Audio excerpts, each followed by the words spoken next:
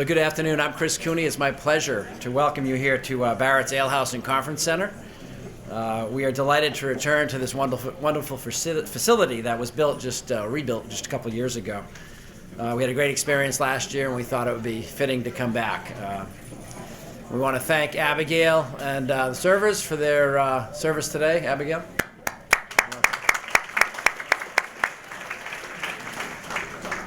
Before we begin, please join me in a moment of silence for two of our past Athena Award recipients who are no longer with us, Christine Karavides and Mary Ann Robel-Cox.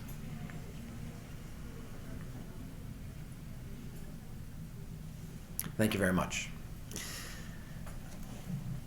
So we encourage you to continue with your salads as we continue with the program, and lunch will be served as the program continues on.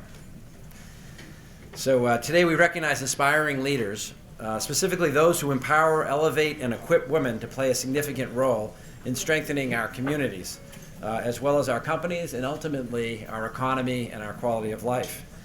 According to the Center of American Progress, women earn 50% of college degrees and 59% of graduate degrees within the United States.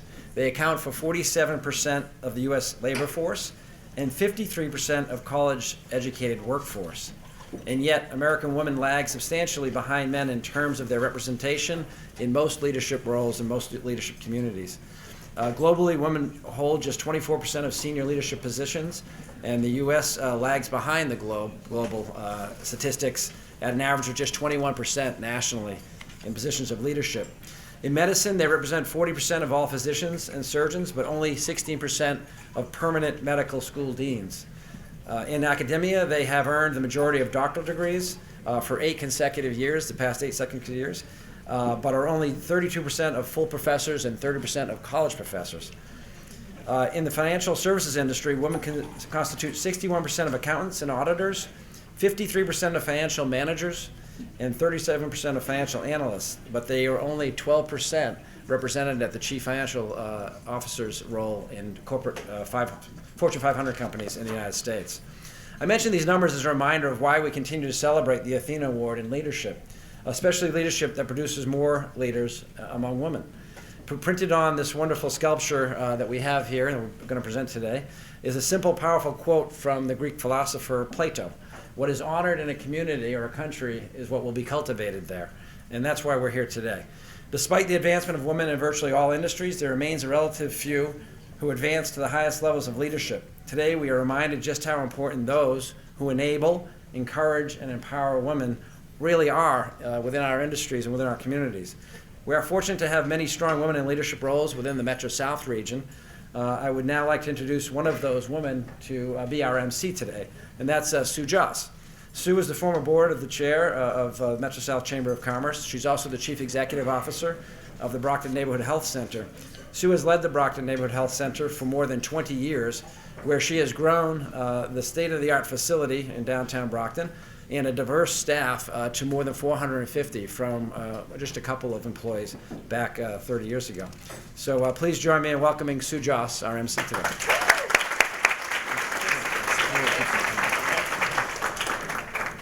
Thanks, Chris, and thank you to everyone for being here. It's really great for me to be back at the Chamber. I left being chair 2.5 years ago, I think, and have been not at as many events, so it's really great. And this is one of my favorite events, if not my favorite, is the Athena Award, because it just recognizes such amazing people who are promoting and helping the roles of women in our community achieve leadership roles. So you're in for a treat today. This is a very positive program, and we will present to you an exceptional leader with the important Athena Award. And we'll also hear from an accomplished woman who is CEO of Good Samaritan Medical Center, Dr. Maricela Morera. I'd also like to mention that you have lavender slips of paper on your table, and that is for questions for Maricela, which she will take, if time permits, at the end of the program. So if you could please fill those out. Chamber staff will wander around and collect those from you as you fill them out.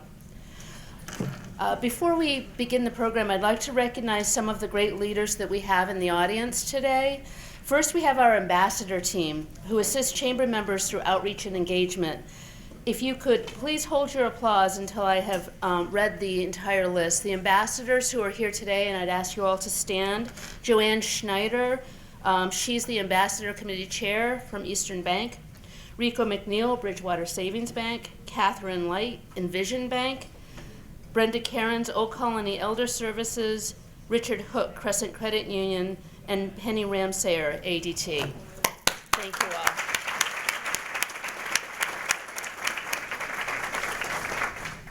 all. We also have a few chamber board members present today. So again, if you could stand and if you could all hold your applause. Paul Angonetti from Bank of America and Dr. Gina Glickman from Massasoit Community College.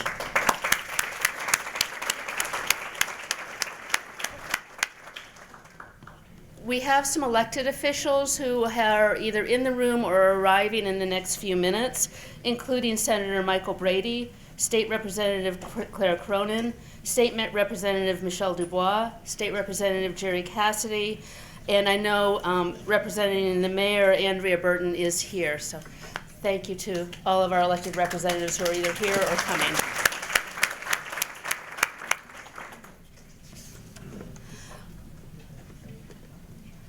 At this time, I'd like to welcome up Ms. Anna Clune, Senior Vice President, Business Banking for Eastern Bank. Eastern Bank is today's Athena Program Premier Sponsor. Ms. Clune was a native of New York State and a graduate of Nazareth College of Rochester with a BS in Business Management and Accounting.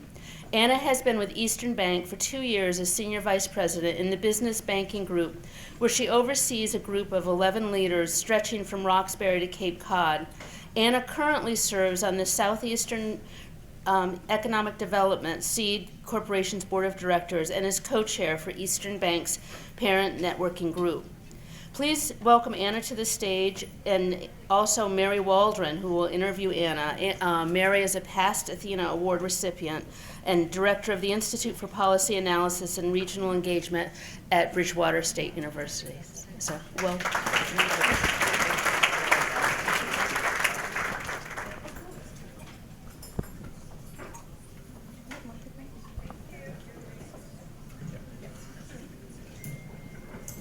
Good afternoon, everyone. Good afternoon.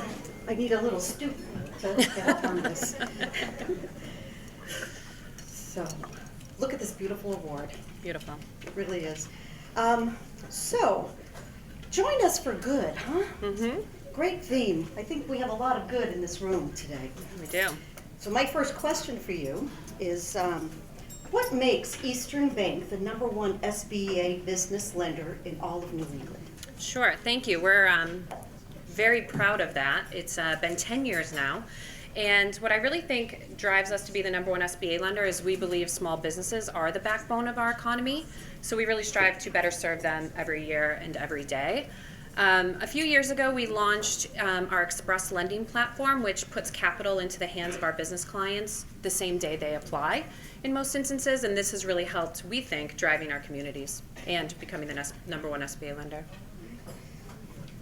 So if I only had my glasses on right the first time, I'd go to the first question rather than the second question. Thank you for sponsoring. Seriously, these awards and having someone of your caliber to be here to talk about why it's important to sponsor. Maybe you can tell us a little bit why, in fact, you are here. Why invest in something like an event like today? Absolutely. Everything that the Athena Awards stand for is close to my heart and Eastern Bank's, including our charitable foundation. Empowering women, that was our key focus in 2018, where we invested over $10 million in organizations that help support and empower women and young girls. And then giving back in your community, our Sharon has done just that, and continuing to focus on that. So we appreciate the opportunity and a great event. So what one tip would you provide today to help everyone, men and women, as we get through in terms of just businesses and surviving? Yep. I think surround yourself with good people, people that support you, want to see you thrive in business and in your personal life. Everyone from your friends to coworkers, your accountant, your CPA, your banker. Having a good support network and doing well or good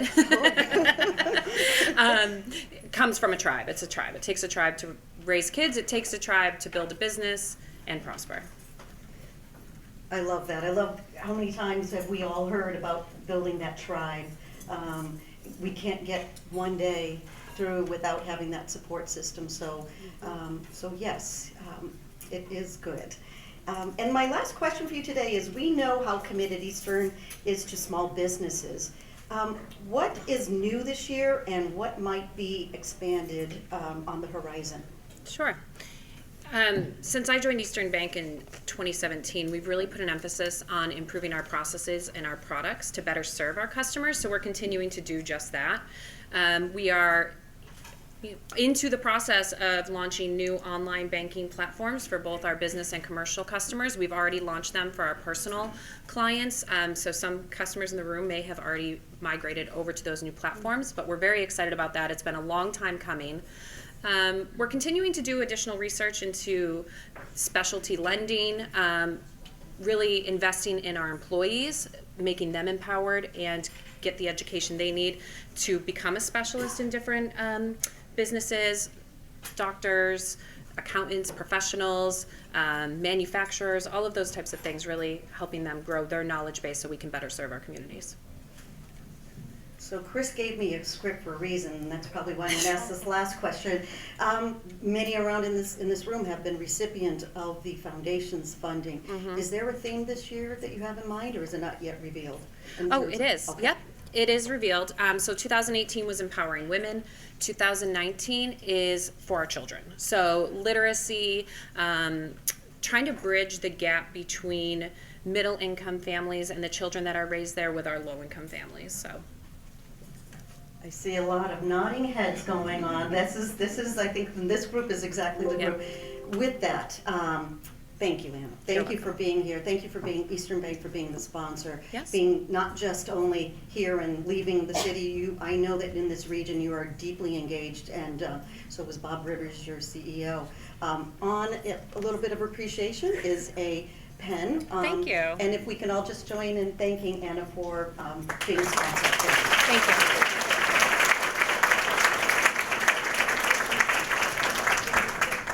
Thank you, Anna, and thank you, Mary, and Anna, thank you especially for Eastern Bank's continuing support of this event. We are going to take a very short break to allow the wait staff to plate our lunches, so we'll be back in just a few minutes. Enjoy your lunch. So I hope you're all enjoying your lunch, and we want to get into one of the main events today, which is why many of you have come, and that's the Athena Award. I wanted to start off with a few quotes that I think are appropriate to the event. Starting first with a quote from Ayanna Vanzant, who's an inspirational speaker and television host. The way you achieve your own success is to be willing to help someone else achieve it first. And next from former First Lady Rosalind Carter, a leader takes people where they want to go. A great leader takes people where they don't necessarily want to go, but ought to. So a main highlight of today's program is the Athena Award presentation. Since the Athena program's inception in 1982, more than 6,700 individuals from over 500 communities around the world have been selected to receive the prestigious Athena Award. Athena nominations are sought at the community level, and the award is presented to an individual, most often a woman, who has achieved the highest level of professional excellence, given back to the community, and most importantly, assisted other women along their respective leadership paths. Indeed, this focus on mentorship of other women is what sets the Athena Award apart from other leadership awards of its kind. I'd like to reiterate that the Athena program is not solely targeted to one gender, and that both men and women are eligible to receive this award. It's through a representation of balanced leadership that communities will prosper, and that, of course, involves everyone. Last year, June Sapa McGuire from Brockton Public Schools was our 20th annual award recipient. Joining, to name a few, and I'd like to ask that you stand as I call your name, and again, let's hold the applause. Diane Bell, Bridgewater State University. Janet Trask, VA Hospital in Brockton. Mary Waldron, Bridgewater State University. Vanessa Tierney, Brockton Area Multi-Services. Kathleen Smith, Brockton Public Schools. And Loretta DeGracia, formerly of East Coast Petroleum Corp. How about a round of applause for all of our former.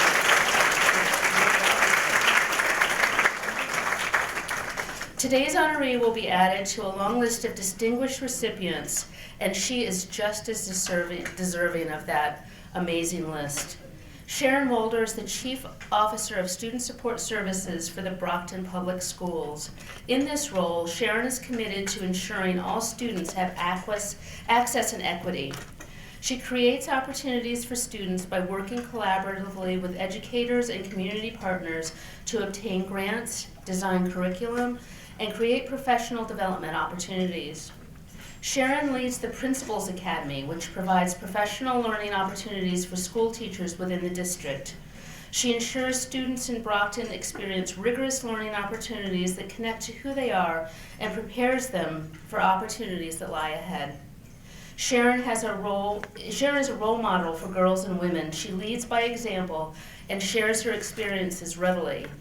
Sharon encourages girls to take academic risks and seek non-traditional opportunities.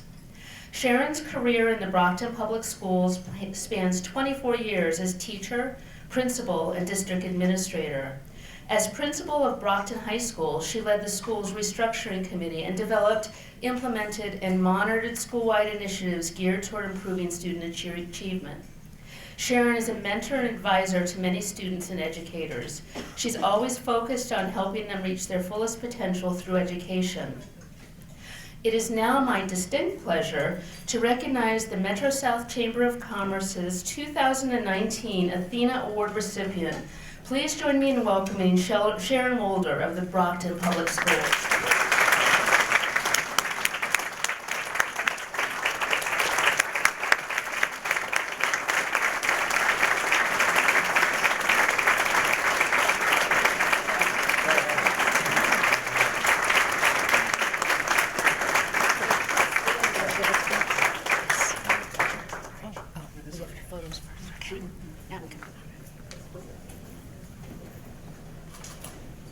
Good.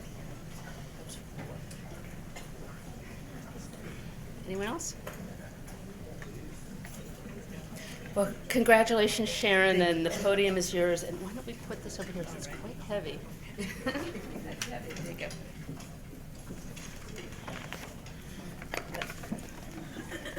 Thank you, and I'm truly honored. I'm really good at talking about the kids of Brockton, the school system, all of the things that happen in the school. I don't usually talk about myself, so this is a little bit different for me, but I'll do my best. This award is really an honor for me. It represents 25 years of my life's work and my dedication to my adopted community of Brockton and to the students and children who live in our city. My journey started in Des Moines, Iowa, where I was born and raised. Don't worry, I'm not going to go back into every little thing that's ever happened in my life. Although there's a lot, I won't share it all with you, but I do want to take a moment to thank my parents, because my parents, Gordon and Dolores Wolder, they were my foundation. They provided a strong foundation for me and my incredible siblings, and they made sure that we understood that in order for us to be able to have equity and opportunity, we had to be educated. And so education was our job. They said, that is your job. And not only is education your job, but being good to other people is also your job. It's your responsibility. And so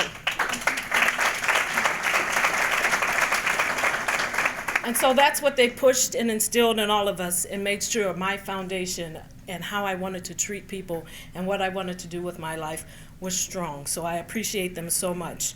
As a child, I learned a song. Some of you may know it. One of the lines says, "Whatsoever you do to the least of my brothers, that you do unto me." So when I would sing it, I would shout out, "And sisters too," because The brothers, yes, but the sisters too. And so the words, the least of them, stuck with me. And when I sang it, I thought about the least of them. What does that mean? In 4th grade, I understood what those words meant. I had a decision to make. Either hang out with my friends who were ready to make fun of a new child who was clearly poor and always alone, or to not join them. So I stood alone. I chose not to join them, and they became angry with me. They shouted at me and even threatened me if I didn't join them. I didn't, because she, to me, represented the least of them. And so there I stood, and in that moment of independence and strength, I didn't know that for the rest of my life, that would be the direction I would take. It's okay to be alone. It's okay to be strong, as long as you stand in your truth.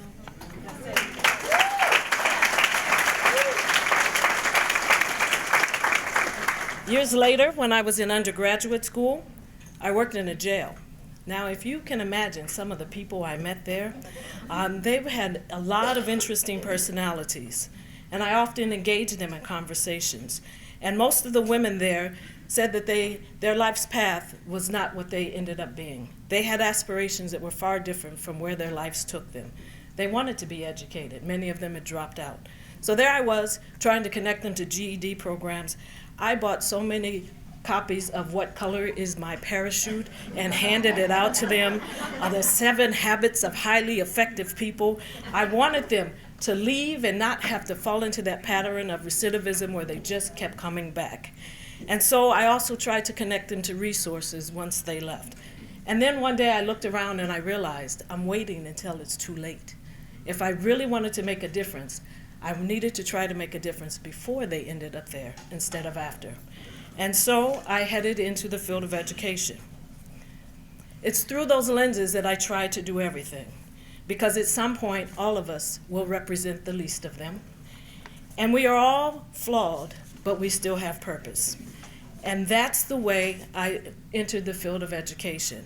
My goal was to look at every single one of those children and believe that there was something waiting for them, that they had a great purpose. Even if they didn't see it, it was my responsibility to try to make sure they knew it was there, because their stories are not yet written. We are but a chapter of it, but we don't get to decide what the story, how the story ends. And so for them, we want them to always know they have purpose and they have opportunities. But to get there, it is through education. And so that's why it is a goal of mine to make sure I stay connected to the school system and to work with people to provide those opportunities for our children. My chapters include a lot of people who supported me. I remember when I first started at Brockton High School, Eugene Merrill would not let me leave because I was student teaching, and he said, nope, you have to stay. And so Sue Zakowitz and Eugene Merrill chased me around Brockton High School 4 months. In fact, every time I thought I was heading out the door, they said, wait, we have one more thing to share with you. They even helped me find a place to live. They were that determined that I could make a difference for kids in Brockton. Their support has and always will be unwavering, and I appreciate that. I also think about the time, and though Kathy Smith couldn't be here today, she called me because she wasn't feeling well, and she said, I feel so bad I can't be there. But I need to acknowledge her, because when she became superintendent of Brockton Public Schools, one of her first decisions was, who's going to run Brockton High School? And she chose me. And some people disagreed with her, but she stood strong in her decision and said Sharon will be the principal of Brockton High School. And so there I was, Brockton High School's principal. When it came time to make another decision, she chose me again as Chief Officer of Student Support Services. And so to her, I say thank you. And to those who are working with her and supporting her and guiding her decisions, Mike Thomas, June Saber McGuire, members of the executive team who I've enjoyed years of working with, I thank you for your kindness, your support, and your understanding that when I'm looking at the work that I'm doing, I'm always focused on the least of them. And to my team over there who joined me, because some of them have had laughs with me, they have cried with me, they have been through so many things with me. One of the goals that I have is to always look at them and pride myself in making sure that whatever opportunity they need, whatever support I can provide, I do. And they do the same for me. So to the team over there who showed up to join me today, thank you, because I know that you understand the least of them represents the best in us, and you see beyond the flaws, and you see the purpose in the kids that we try to serve every day. And because of that, we're able to do great work, and our community is stronger and a much better place. So finally, I want to say a special thank you to the Metro South Chamber of Commerce. I don't know how I said that backwards, and to Eastern Bank, because you decided that this award this year would go to me, and that I represent leadership, community commitment, and support of women. And I will continue to always embody those characteristics and honor this award. Thank you all very much.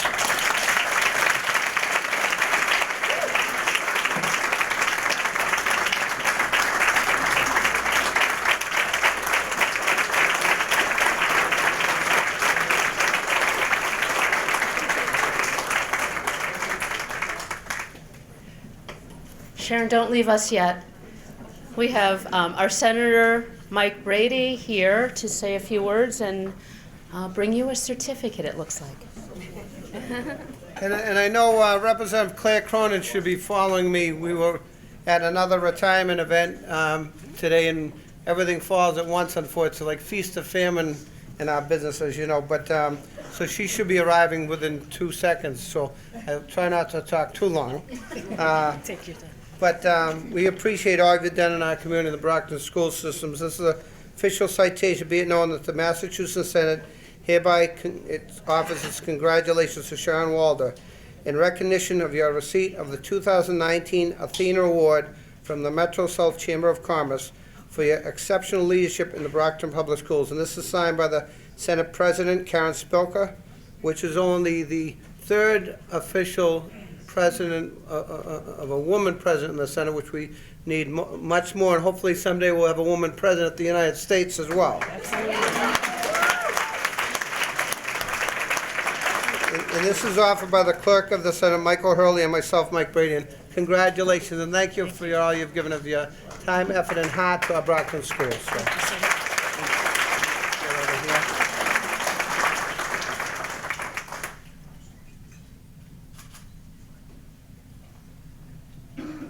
We got one more. Thank you. Congratulations. Okay.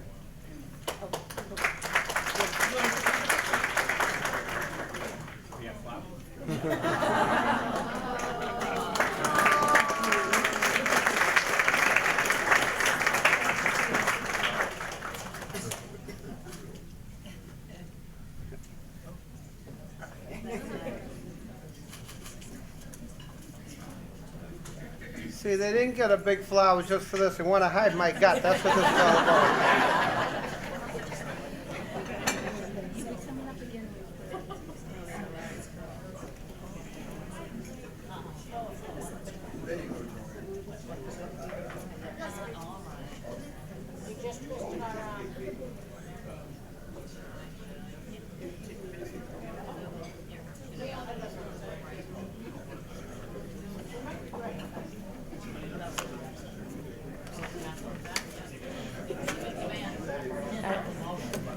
Thank you, Sharon. You're truly an inspiration to the community, and I'm sure you're an inspiration to the students you've been mentoring over the years.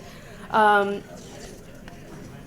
trying to stall until Representative Claire Cronin comes. No, but no. Chris is saying don't stall. We're gonna go ahead and we'll punt, and when she gets here, we'll figure it out. So now it's my pleasure to introduce our keynote speaker today. Dr. Maricela Marrero is Chief Executive Officer of Good Samaritan Medical Center. In her new role of President of Good Samaritan, Dr. Marrero continues to raise the bar and is a driving force at the forefront of healthcare improvement and change.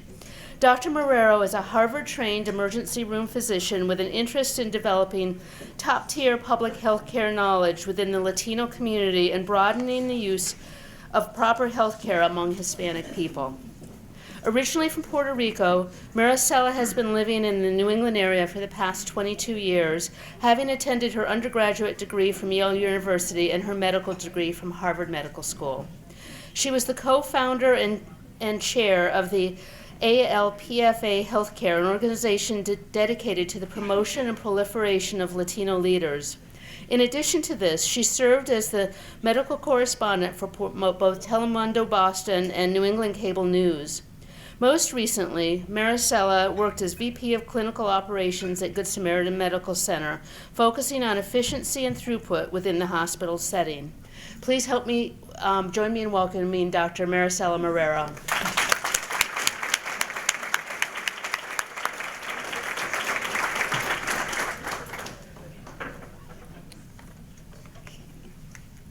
Good afternoon, everybody. So today what I have for you is actually a little bit different than what you're probably used to in terms of presentations. And that's because I've decided to tell you a story, a personal story, for a couple of different reasons. Number one, because people pay attention to stories better than a traditional PowerPoint presentation. And number two, because I do believe that you can learn from other people's experiences in life. And everybody that knows me knows that I'm a very social person. However, I'm very private when it comes to my personal life. A few years ago, I had a writer friend convince me that my personal story was important and that I should share it because he thought it was inspirational. And for that reason, I will be sharing that with you today. And that same story encompasses all the things that have been mentioned before. Leadership. And I have examples of good leadership, of bad leadership, and of female leadership all in one story. So my goal is that I hope you gain something from my personal story. So here we go. And I have it divided in acts because that's how my brain functions. So Act 1 is I grew up in Cataño, Puerto Rico, which is better known for being the host of the Bacardi rum plant factory. And I knew Hesketh would give me a look, so I was prepared for that. Very popular when I went to college and invited friends to visit Puerto Rico. And there I was raised by my mother and my father, and I have two older brothers. My mother, stay-home mom, and my dad was a U.S. Secret Service agent. Now, he had that job for some really awesome reasons, like he was a G.I. Joe person, so he did G.I. Joe-like things in the Secret Service. But he also did it because working for the Secret Service provided some things that we could have otherwise not afford, such as education. We go back to the importance of education. My father understood, and he had an associate's degree, that education was the key to life. And so by working for the federal government, we were able to attend a public school inside the military base as part of the things that you get from the federal government. Of course, that's free of charge for anybody who's part of either the military or the federal government. And that school in Puerto Rico happens to be one of the top schools. So it was very fortunate for us that we had that advantage. He also had a very fruitful career with them. 20 years in Secret Service. He was part of the presidential detail for President Nixon, but left before Watergate, so that's a conversation for a different day, and I can give you lots of stories about Nixon. But he also worked with David Rockefeller. My father worked with Pope John Paul II and lots of very famous people in history. At the end of his 20-year career, the plan was that he was going to open up his own private security agency because he was young, 50 years old, and that's what a lot of law enforcement agents do when they're going to retire. But on December 31st of 1986, there was a change in his plans. He was called by the Secret Service to check on some counterfeit money that was supposedly being dealt with at the DuPont Plaza Hotel and Casino, which is now a Marriott in Condado. And he said, of course I can go there. We lived about 15 minutes away from the hotel. My dad was the counterfeit expert. So he drove into the hotel parking lot and got there at 3:10 in the afternoon, and this is what he encountered. A family from the San Antonio area witnessed Wednesday's tragedy. Dr. Larry Miller, his wife and children were staying at the hotel next door when 3 blasts ripped through the DuPont Plaza. Almost immediately, Dr. Miller joined the rescue efforts. The Millers have just returned to their Comal County ranch after cutting short their vacation. News 4's Jimmy Martinez has their eyewitness accounts. We were on the beach down in front of our hotel, and we saw some black smoke. And it wasn't much, and I mean within 15 seconds, it was just, you couldn't even see the hotel. I heard some muffled eruption inside, and then slowly smoke came out of the casino on the bottom. The Millers say that within seconds, the hotel was surrounded with dark smoke. What followed are scenes they will never forget. people were in a panic on the balconies and waving towels and very desperate. There was a man climbing up on the building and he fell backwards. I saw a man, he was curled up and real pale and he was crying because his kids were up there. There were literally hundreds of people trapped on the balconies of the hotel, people that were screaming for help, were climbing up the side. You could see they were in trouble, and yet you couldn't do that much to help. Lots of screams and stuff that just, made me want to be a hero and jump in, but there's nothing that I could do. A Navy chopper came in, and they had a basket which they lowered down, and I'd say they did the most help. Help did come from Dr. Miller, who has 20 years emergency room experience. He and other doctors on the beach went to work immediately. And we used the lawn chairs that were out on there, the beach chairs, as stretchers. And we would put the different patients on these stretchers. We'd splint them, comfort them, cover them with wet towels, the ones that were burned. Some of the patients were hotel workers who talked about how the fire started. 3 employees that told me that it was set by union members that were upset because the labor negotiations were not going well. Miller says he was also amazed at the lack of emergency preparedness. The firefighters themselves did not have heat-resistant equipment, and I noticed a lot of the people that were spectators there helping the firemen by putting wet towels on them so they could get close enough for the water to even reach the fire. And it took them over 4.5 hours to put out a flame that probably San Antonio Fire Department could have put out in 1 hour. Larry Jr. was born in Puerto Rico, and the Millers were there to celebrate his 18th birthday. Although they were not staying at the DuPont, they say they saw enough to make them come home and think that they never want to stay in a high-rise hotel again. Jibby Martinez, News. A San Antonio area physician was on the beachfront of that hotel when it burst into flames. The New Braunfels man and his family arrived in San Antonio last night, and Maya Spillman spoke with them today about what they saw. Over my 15 to 20 years in emergency medicine, I think this was the most terrifying experience I've had. It was awful to see these people trapped on the balconies with nowhere to go and see the panic in their faces and see them scrambling up the side of the building, climbing up the side onto railings to get to the top to where they're being rescued by helicopters. It was a terrifying experience to see it. It gave me a sinking feeling. Dr. Larry Miller and his family were on the beach directly in front of the DuPont Hotel when disaster struck that building. People were being literally thrown out from the lower floors, and we used some lawn chairs that were there to, as stretchers, as emergency stretchers, to carry people away from the fire to where the ambulances were arriving.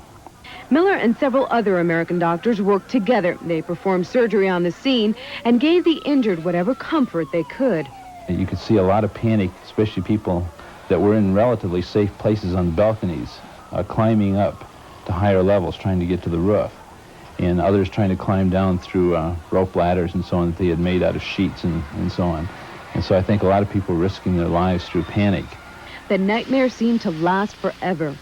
4 hours after the initial blast, there was still fire, and it amazed me that the fire was not put out in 4 hours' time. And there was still a lot of smoke, a lot of people clinging to balconies as darkness struck. Puerto Rican authorities aren't giving an official cause, but Miller says he has no doubt what's behind all of this havoc.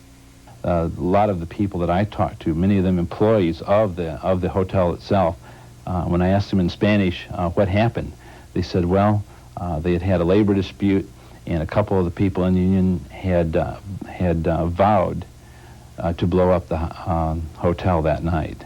Investigators continue looking for the cause of this disaster. In the meantime, more and more bodies are pulled from the rubble. Maya Spillman, Channel 5, Eyewitness News. Big tragedy. 96 people died, including my father. And the reason why I bring this story up, not as a depressing part of my life, but because we can learn even from the difficult times. And what had happened here was in that the weeks before the fire, as you heard, hotel management and the Teamsters Union were undergoing negotiations. Things were not going well because the hotel management, or the word was, that they were going to let go of 60 unionized employees to get non-unionized employees in their place. The union did not like this, so what they thought of doing, which is the example of bad leadership, is let's light a fire in a vacant room adjacent to the casino, except for lots of brand new furniture.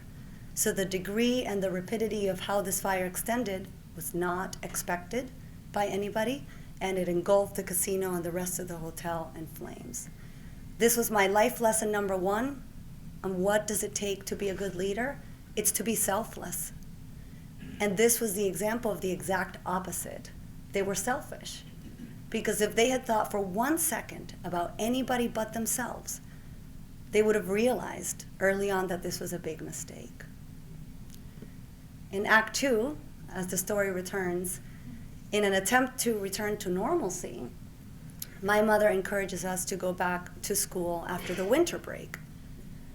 And when we got there, we find out that we can no longer stay in the school that we had been going to our whole lives, because the way the law is written with the federal government is that in order for you to have access to the school, you need to be an active employee. There's no fine print or caveat of what if you die in the line of duty. What's not stated wasn't intentional, but we had to leave. In parallel with this event and unrelated, we get invited to Washington, D.C., because my father was going to get an award from Secretary of Treasury, James Baker. At the time, the Secret Service was under the Department of Treasury. And we were also going to get a private tour of the White House with Ronald Reagan and Vice President George H.W. Bush. And before that trip, my mom was told, this is an award for your my father, my mom's husband, but it's not the time or place to talk about what's going on in Puerto Rico with the school. She said, okay. Tell that to the Puerto Rican mom. Okay. So we get to the White House and we meet all these great people, and I'm 8 years old. I don't really realize how amazing this is, but we're walking along, and somehow my mom, in her broken English, talks to George H.W. Bush and tells him about this. And he said, well, this is really unfair, but I can't single-handedly change that because I can't alone change the law. But what I can promise you is that I will assemble a team of White House attorneys and I will help you. I need you to tell me the story, send me in writing everything you've mentioned, and I will get it done. So we go back to Puerto Rico, we enroll in a different school. Now it's even more chaos for our life. And at the end of that next year, which was May 5th, 1988, George H.W. calls my mother and says, Ms. Marrero, I want to personally tell you that Ronald Reagan is about to sign the Marrero Bill into the Marrero Law so that your 3 kids can go back to Fort Buchanan and finish their education.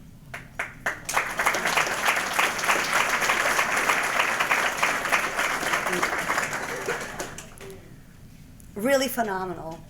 So you can see how when I returned to this school, having learned all these lessons of leadership and what really matters, I was determined to take over the world. Yes. And I was not going to stop at that because I understood the sacrifice my father made, the sacrifice my mother made, George H.W. coming through with his word. And that was life lesson 2 and 3 on leadership. Number 2, do the right thing all the time, irrespective of who is watching. And that's what he did. Nobody would have ever known if he didn't come through. I'm sure his to-do list is ridiculous, but he did it because it was the right thing to do. And lesson number 3 was perseverance. Because if my mother had not brought this up, despite being told not to, I wouldn't be at the school. I wouldn't have the things that were so important to me. And I had a lot of help, great mentors that pushed me really hard, and I got accepted to Yale University. And to me, that was important, not for the obvious reasons, but because the man who was responsible for the Marrero Law had gone to Yale himself. So that was really important to me because I could see things full circle with my father and how proud he must be since education was so critical for him to take this job from the beginning. I called a friend, I went to med school after that. And right before graduation, the year 2004, I called one of my friends from Yale who was very close to the Bush family, and I said, Bob Kogda, I need you to make sure that this letter that I'm going to write to George H.W. actually gets to him. Because this is a letter of gratitude, very different from what he probably receives. And he was now, retired, obviously, from the presidency during this time. And I said, I don't want the intern or the secretary to just stamp that they read it. I just want him to read it. He doesn't have to respond. And of course, on the letter, typical me, I, told him all these things, that I wanted to hug him and please come to my graduation, and this is where my mom lives in Puerto Rico, and this is my dorm address, and this is my cell phone, anything, please come to the graduation at Harvard. So no, he did not come to my graduation. And I remember cell phones in 2004 were very different. Social media and stuff didn't really exist the way it does now. But I go back home for the summer break after medical school. And on a Saturday, June of 2004, at 1 o'clock in the afternoon, I'm driving my little Mazda, which was the car I had my whole life down there. And I get a phone call. Of course, it's blocked. So I pick it up, and he says, is this Maricela Marrero? And I just kind of knew, because I didn't know anybody else with that Texan type of accent. And I just did this, and I put my car on the side of the road, hyperventilating, and I said, yes? And he goes, this is George Bush from Texas. And I just lost it. Oh my God, oh my God, oh my God. I can't believe you're calling my cell phone. Oh my God, nobody's gonna ever believe this story. And, so classy of him, of course. What he said to me was, how could I have not called you after the letter that I just received? You are living the American dream, and I am so proud of you for what you've done. I think that was the pinnacle of my life, because I really, it truly became the most important event for me. And of course, everybody knows he had great humor. So right after that, he then tells me, I think I have a little bit of a cough and a cold. Do you know of any doctors that could possibly take care of me?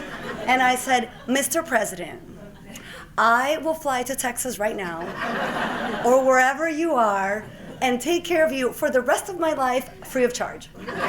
You just tell me, and I will get there. And of course he laughed, and I'm looking at myself, oh my God, 6 minutes, here we are, 6 minutes, the president on the phone, oh my God. So it was fantastic, and one of my brothers at the time was in the Secret Service, so I hung up, I said, you're not gonna believe who just called me on my cell phone. George H.W. goes, no, not true. But really, really phenomenal. And in summary, what I want to say today is, and I wanted to mention this, I was in Mass this past Sunday, of course on Father's Day, and I thought how timely given this speech and what we're talking about and what matters. And the Father Uni, told him I would give him credit for using his line, said, wisdom comes from affliction. Affliction brings upon endurance. And endurance leads to proven character. No doubt, the affliction that I underwent gave me the wisdom of these three things that are so important for any leaders. Doesn't matter what you look like, where you're from, gender. Selflessness, doing the right thing all the time, irrespective of who is watching, and perseverance. To the female leaders, I want to say, yes, you are measured differently. Yes, you are under the microscope all the time, but that's okay. Don't let that deter you, because I know that we have the capacity to do it all and do it well. And don't let anybody tell you that you have to conform into a certain structure to be somebody you're not, because a leader should look this way or act this way. It's precisely that uniqueness of your diversity which is the epitome of what leads to talented leaders. So own it. Let the world get used to you, not the other way around.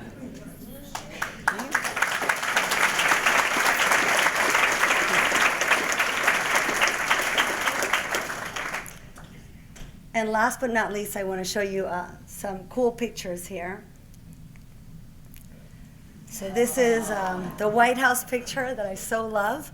The leaders in my life, my mother, wonderful human being, George H.W. Bush, who I owe my career to, and even Ulysses there in the back. And mischievous me with my buddy teeth, that's why it's my favorite picture. And this is just a copy of the actual Marrero bill, which was Bill 3439, a bill for the relief of Marisela, Felix, and William Marrero, because this was an independent bill just for the three of us. And it reads, if I can read it, let's see, there we go. Declares that 3 named children of a Secret Service agent who was killed while on duty shall be considered to be children residing with a parent employed by the United States and thus be eligible to receive free public education under specified federal law. And this was filed by Barney Frank from Massachusetts. Isn't that amazing? So in summary, I just want to say I'm definitely not a leadership expert, and I don't pretend to be. So I will leave you with one of my favorite quotes of all times. I know not how to aid you, save in the assurance of one of mature age and much severe experience, that you cannot fail, and I'm going to repeat that you cannot fail if you resolutely determine that you will not. Abraham Lincoln. Thank you.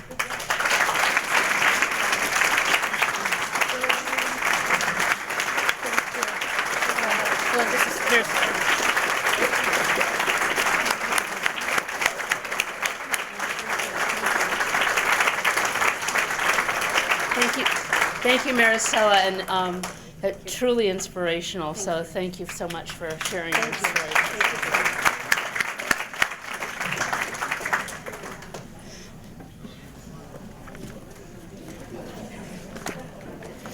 So now I think you know why this is my favorite chamber event of the year. You just heard 2 amazing inspirational stories from women who are giving their all to make our communities better and to improve the lives not just of women but of all of us in our communities. So thank you to both of you for all that you do.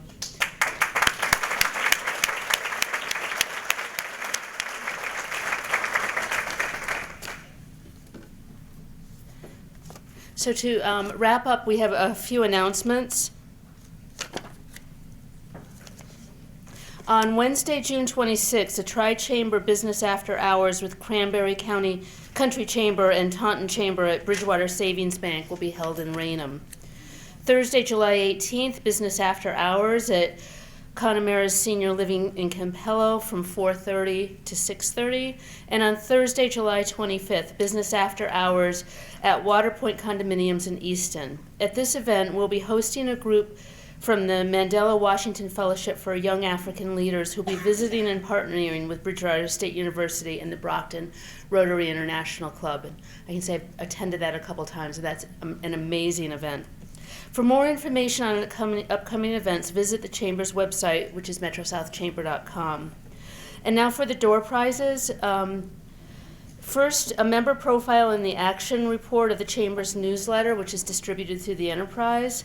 And that goes to Erin Sullivan from Health Imperatives.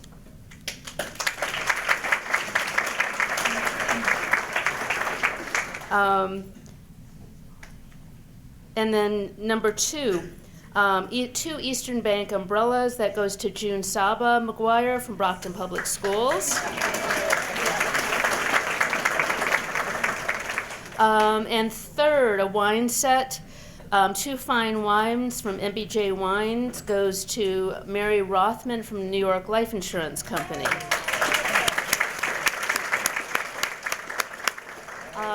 And now I see that Representative Claire Cronin has arrived, so if you could come up and if we could have Sharon come back. We have one more certificate for you.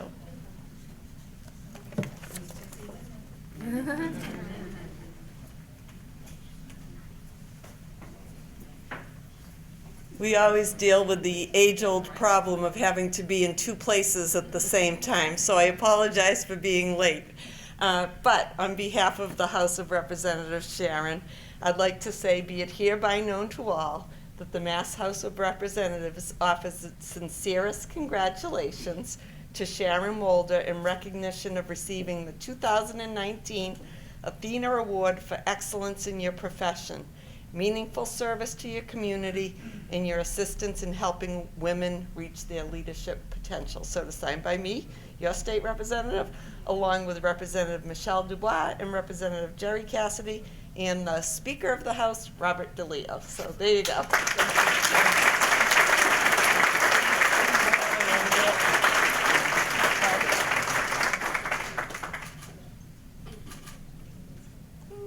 Thank you. Thank you. Congratulations again. Yeah. Thank you. Thank you, Representative Cronin, and congratulations again to Sharon. You notice the wine bottles on your centerpieces on your table, which will go to the person at the table who has the Metro South Chamber of Commerce sticker under their place setting. You win the bottle of wine, so congratulations. So, to wrap up, there you go, all the winners. Okay, so to wrap up, I'd like to thank today's guest speaker, Dr. Maricela Marrero,